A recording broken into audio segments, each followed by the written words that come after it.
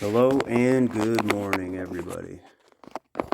Today we're going to be continuing on with the reading of Rosicrucian Wisdom by Rudolf Steiner. We're on Lecture 7, The Technique of Karma. To help you understand how the law of karma works in human life, I shall speak of something that happens immediately after the death of the human being. We heard of the memory tableau that appears when he is freed from his physical body and lives for a short time in the ether and astral bodies before passing through the elemental world. To show you the inner working of karma, let me describe a strange feeling that arises during the experience of this great tableau. It is a feeling of expansion, of growing beyond oneself. This feeling becomes stronger and stronger as long as we are still living in our ether body. We have a strange experience and connection with this tableau.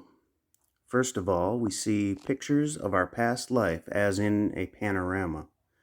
Then a moment comes, not very long after death, and lasting for hours, even days, according to the nature of the individual, when we feel, I myself am all these pictures. We feel our ether body growing and expanding as if it embraced the whole surrounding sphere of the earth as far as the sun. Then, when the ether body has been abandoned, another very remarkable feeling arises, one that is really difficult to describe in words drawn from the physical world. It is a feeling of expansion into wide cosmic space, but as though one did not actually fill out every place in it. The experience can only be approximately described. The individual feels as though with one part of his being he were in Munich, with the other part in Mainz, a third in Basel, and another far outside the earth sphere, perhaps on the moon. He feels as though he were dismembered, as though he were not connected with the space in between. This is the specific way in which one experiences oneself as an astral being, spread out in space, transferred to different centers, but not filling the regions in between them. This experience lasts throughout the Kamaloka period, during which we live through our life backwards to birth. We live through all that belongs to us, and these experiences then become part of the rest of life in Kamaloka. It is important to know this in order to picture how the law of karma works. The individual feels at the beginning as though he were within that human being with whom he was last connected, and then, retrogressively, within all the persons and other beings with whom he was associated during his life. Suppose, for example, you once thrashed someone in Mainz. After your death, when the time comes, you experience the thrashing you gave, with its accompanying pain. If that person is still in Mainz, a part of your astral body after your death feels itself in Mainz, experiencing the event there. If the person you thrashed has died in the meantime, you feel yourself at the place in Kamaloka where he is now. You have, of course, been connected not only with one, but with many human beings who are scattered over the earth and in Kamaloka. You are everywhere, and this gives rise to the feeling of dismemberment of the bodily nature in Kamaloka. It is thereby possible for you to experience in all the others the associations you had with them, and you thus form a lasting connection with everyone with whom you have come into contact. You have a tie with this individual with whom you thrashed because you have lived with him in Kamaloka. Later on, you pass into Devachan and then, in turn, back through Kamaloka. During the process of building a new body, your astral body once again finds the ties which bind it to the person with whom you were united. And since there are many such connections, you find that you are linked by a kind of bond with everything with which you were associated. The event observed by spiritual sight, of which I told you in the last lecture, offers a clear explanation here. 5 Vemic judges in the Middle Ages condemned a man to death and executed the sentence themselves. In his previous life, this man had been a kind of chief and had ordered the death of the 5. Then the chief had died and passed into Kamaloka. During this period, he was transported to the places where they are now, entering right into them and experiencing what they had felt when they had been put to death. This is the starting point of forces of attraction which bring human beings together when they return to the earth in order that the law of karma may be fulfilled. Such is the technique of karma, the way in which karma works. You see from this that there are forms of existence, kindred ties, which begin already on the astral plane. On the physical plane, there is continuity there is continuity of substance. On the astral plane, however, related yet separated parts of the bodily nature may be experienced. It is as if you were to feel your head, then nothing at all between your head and heart, then the heart, then the feet, with nothing between the heart and feet. One part of you may be in America, quite separated from, but yet belonging to your astral being. Another part may be on the moon, and a third on yet another planet. There need be no visible astral connection between these parts of your being. This view of the law of karma makes it clear that what arises in one human life cycle is the outcome of many causes which lie in past lives. But how is the law of karma to be reconciled with heredity? It is said that there are many contradictions between heredity and this law. People are apt to say of a morally sound person that he must be the offspring of a similarly sound family, that he must have inherited this from his forebears. When we observe the physical processes from the spiritual standpoint, we know that it is not like this. We can, however, in a certain sense, speak of processes of physical heredity, and we will take an example. Within a period of 250 years, 29 musicians were born in the Bach family, among them the great Bach himself. A good musician needs not only the inner musical faculty, but also a well-formed physical ear, a special form of ear. A layperson cannot perceive the differences here. It is necessary to look very deeply with spiritual sight. Although the differences are very slight, a particular inner form of the organ of hearing is necessary if an individual is to become a musician, and these forms are transmitted by heredity. They resemble those that have been present in their parents, grandparents, and so on. Suppose that on the astral plane there is an individual who acquired great musical faculties hundreds or thousands of years ago. He is ready for reincarnation and is seeking a physical body. If he cannot find a physical body possessing suitable ears, he cannot become a musician. He must look around for a family that will provide the musical ear. Without it, his musical talents could not manifest, for the greatest virtuoso can do nothing without an appropriate instrument. Mathematical talent also needs something quite specific. A particular construction of the brain is not, as many people think, necessary for mathematicians. Thinking, logic, is the same in the mathematician as in others. What is needed here is a special development of the 3 semicircular canals in the ears which lie in the 3 directions of space. Special development of these canals determines mathematical talent. Herein lies the gift for mathematics. This is a physical organ, and its form must be transmitted by heredity. You will remember that 8 first-class mathematicians were born in the Bernoulli family. A person of high moral principles also needs parents who transmit a physical body suitable for the functioning of those moral gifts. So he has these parents and no others because he is this particular kind of individual. The individuality seeks the parents, though under the guidance of higher beings. From the point of view of maternal love, people take exception to this fact. They are fearful that they might lose something if the child were not to inherit certain qualities from the mother. True knowledge, however, shows maternal love to be something even more profound. It shows that this love is present before birth, even before conception, as a force which guided the child to the mother.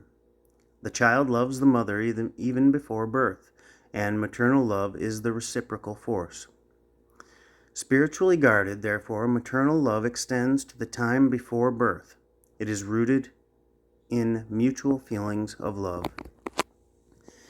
It is often imagined that the human being is subject to an irrevocable law of karma in which nothing can be changed. Let us take a simile from everyday life to explain the working of this law. A businessman enters debits and credits in his account books. Taken together, these entries tell him the current state of his business. The financial state of his business is subject to the inexorable law of governing the calculation of debit and credit. If he carries out any new transactions, he can make additional entries, and he would be a fool if he were unwilling to embark on further business once a balance had been drawn up. In respect of karma, everything good, intelligent, and true that has been done by a person belongs on the credit side. Evil or foolish deeds belong on the debit side. At every moment, the individual is free to make new entries in the karmic book of life. It must never be imagined that life is under the sway of an immutable law of destiny. Freedom is not impaired by the law of karma. In studying the law of karma, therefore, the future must be borne in mind as strongly as the past. Bearing within us the effects of past deeds, we are the slaves of the past, but the masters of the future. If we are to have a favorable future, we must make as many good entries as possible in the book of life. It is a great and potent thought to know that nothing we do is in vain, that everything has its effect in the future. The law of karma is the reverse of depressing. It fills us with splendid hope, and knowledge of it is the most precious gift of spiritual science.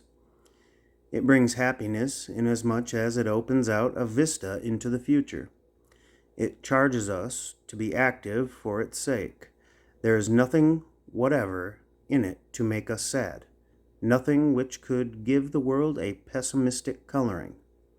It lends wings to our will to cooperate in the evolution of the earth.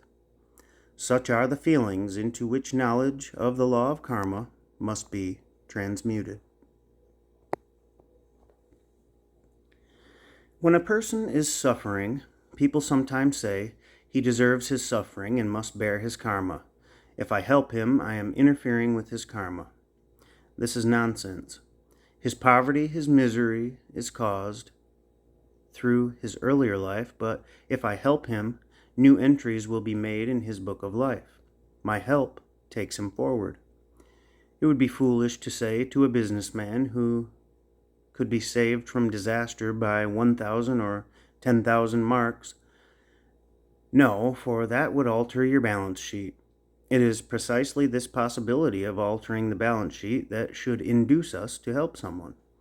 I help him because I know that nothing is without its karmic effect. This knowledge should spur us on to purposeful action.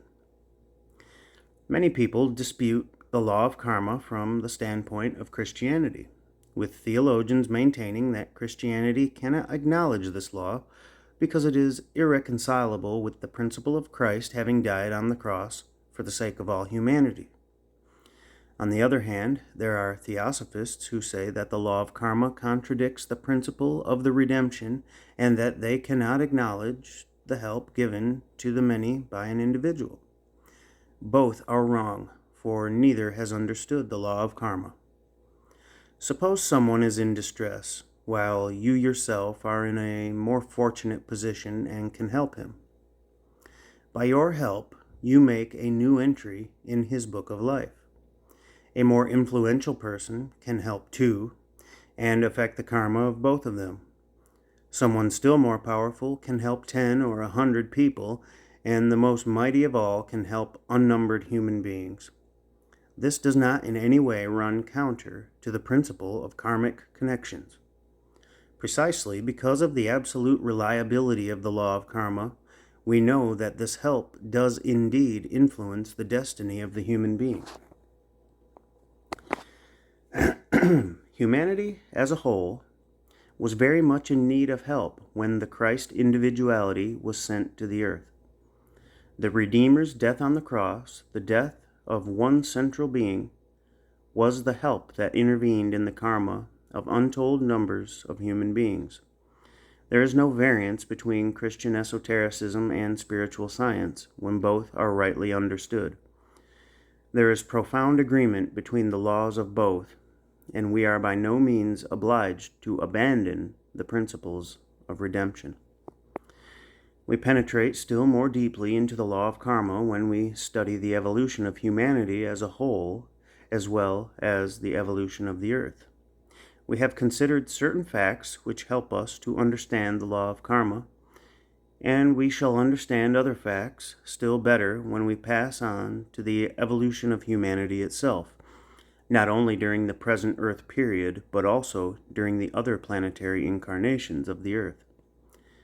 We shall discover certain supplementary details of this law when we go back to the ages in the remote past, and receive indications too about the far future. By way of introduction, we will consider a fact of great significance. We have realized from what has been said that the external physical body, the part of the human being that we see with the physical eyes, is built up by the higher members of his being: ego, astral body, ether body, and all the members up to Atma, the highest of them, work at the physical body. The various parts of our makeup as they exist in us today are not of equal but of different value in our nature. Even superficial consideration will make us realize that the physical body is the most perfect part of our nature. Take, for example, a part of the thigh bone. This is not simply a compact, solid bone, but a framework skillfully constructed out of intersecting beams. Anyone who studies this bone, not only with the intellect but also with feeling, will marvel at the wisdom which, in its creation, has used no more material than is essential to support the upper body with the smallest possible amount of strength. No engineering skill applied to the building of a bridge is equal to the wisdom that has brought such a bone into existence in nature. If we investigate the human heart, but not merely with the eye of the anatomist or physiologist, we shall find in it an expression of sublime wisdom. Do not imagine that the human astral body today is as far advanced in development as the physical heart. The heart has been built up with skill and wisdom. The astral body, with its desires, induces the human being to consume all kinds of heart poisons for many decades, yet the heart withstands this for many decades.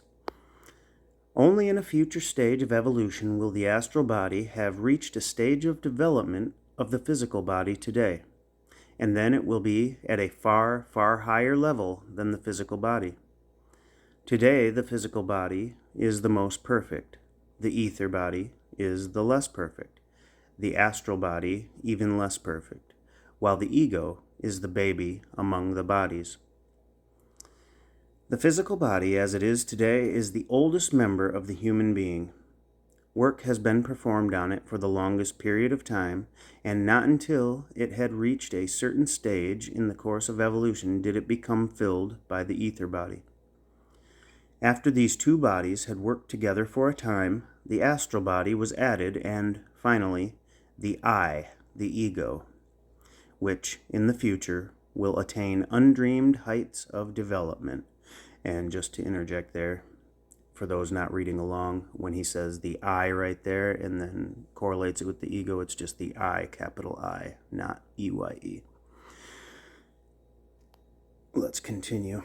Just as the human being has repeated incarnations, so too has our earth passed through incarnations and will pass through still others in the future. Reincarnation is enacted throughout the cosmos. Our Earth, in its present form, is the reincarnation of earlier planetary bodies, of which there have been 3. Before our Earth became Earth, it was what is called by esotericism, not by astronomy, moon. The present moon is in a way a body of dross, which was discarded as useless. And to interject again, that was the period when the Earth and our moon, as we know it now, the moon we see up in the sky, separated, which gave us our present Earth condition, the Earth we live on now.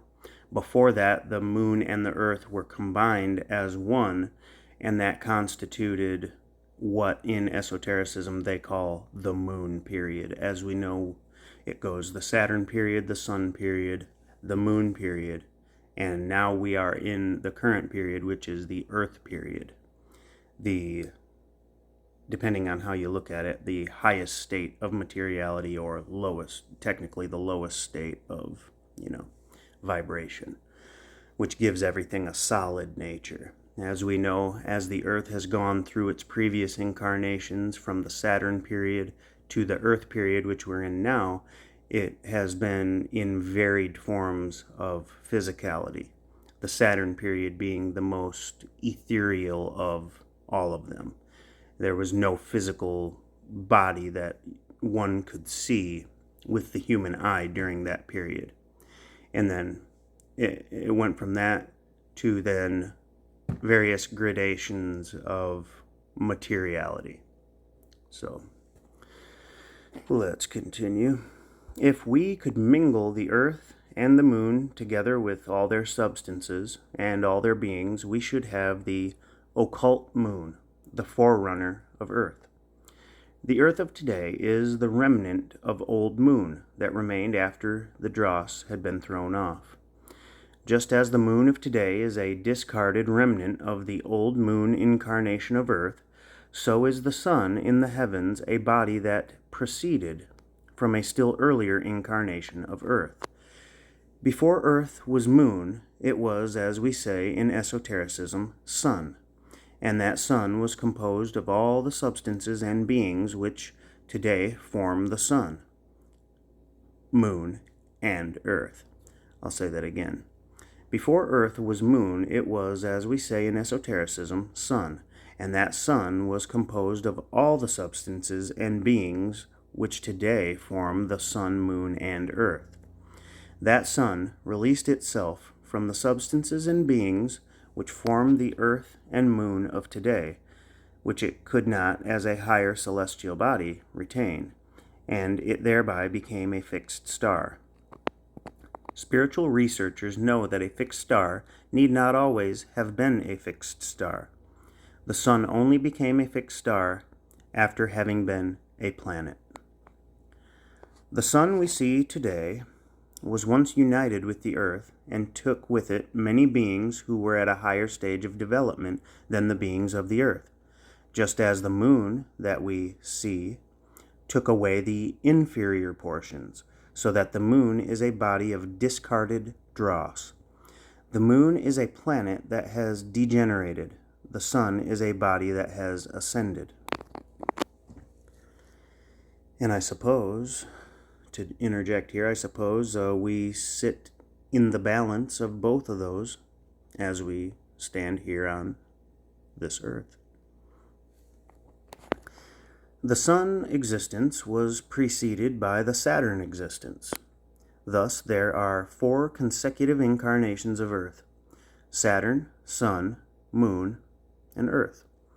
When the forerunner of the human being was developing on Saturn, his only principle was that of the physical body.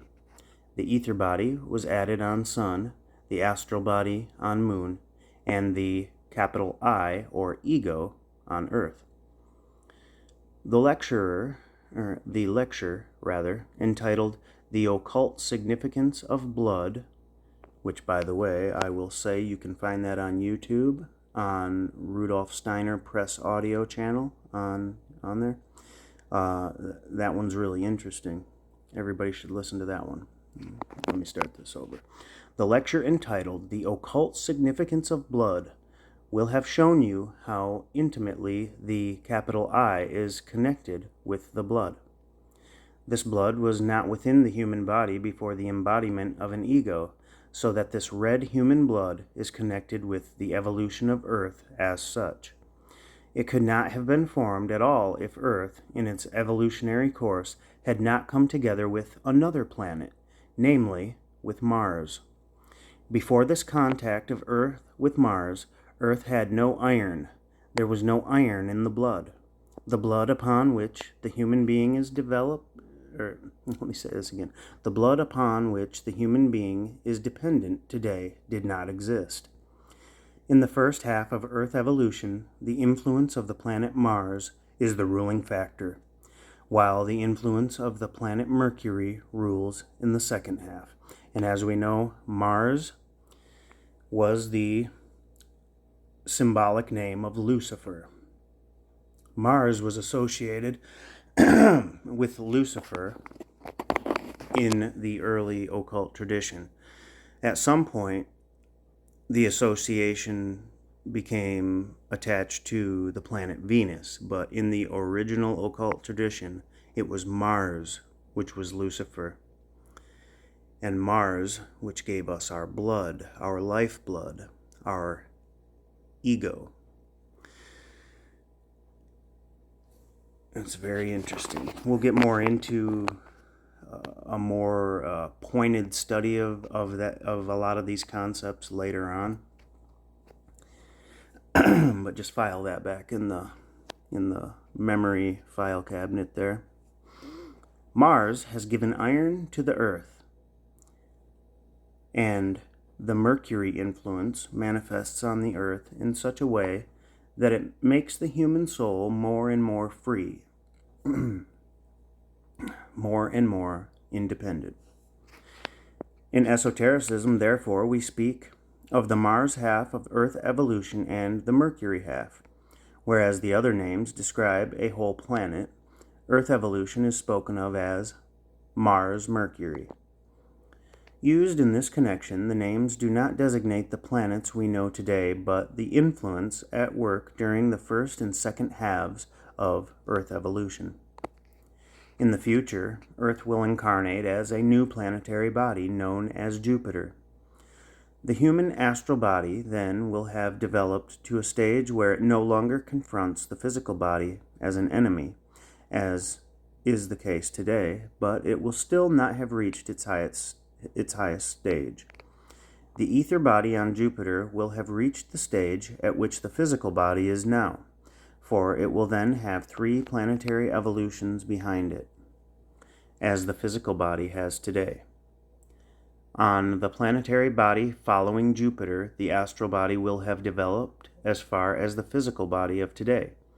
It will have behind it the Moon, Earth, and Jupiter evolutions, and will have reached the Venus evolution. The final planetary incarnation will be that of Vulcan, where the capital I, the ego, will have attained the highest stage of its development. The future incarnations of Earth will thus be Jupiter, Venus, Vulcan. These designations are also found in the names of the days of the week. There was a time when the names of the things and facts around us in our lives were given by the initiates. People have no inner sense today of the way in which names really belong to things. The names given to the days of the week were meant to be reminders to human beings of their development through the evolutionary stages of Earth. Saturday is Saturn Day. Sunday is Sun Day. Monday is Moon Day. Then Mars and Mercury, the 2 conditions of our Earth, Tuesday is mardi in French, or martedì in Italian. Wednesday is mercredi in French, or mercoledì in Italian. Wotan is the same as Mercury. Tacitus spoke of Wotan's Day, which is, in English, Wednesday. Then comes the Jupiter Day. In French, it is Jeudi, and in Italian, Giovedì. Jupiter has affinities with Thor, hence Thursday in English. Venus Day is Vendredi in French and Venerdì in Italian. Venus is the Germanic Friar, hence Friday in English, Freitag in German. Thus, in the names of the sequences of the days of the week, we have reminders of the development of Earth through its different incarnations. And that ends Lecture 7. These lectures are going to get even more interesting as we go along now from Lecture 8 onward. We've got a couple very interesting chapters coming up, so hit that bell notification and like, subscribe, give a thumbs up if you want to, and we will continue on with this study next time. I do thank you for listening and tuning in, and if you know someone who could benefit from these, someone who's seeking, go ahead and share it with them. We got to spread the word. We got to take it upon ourselves to do the work. That's what we're here for. All right, guys, take care. Thanks again, and we will talk to you next time.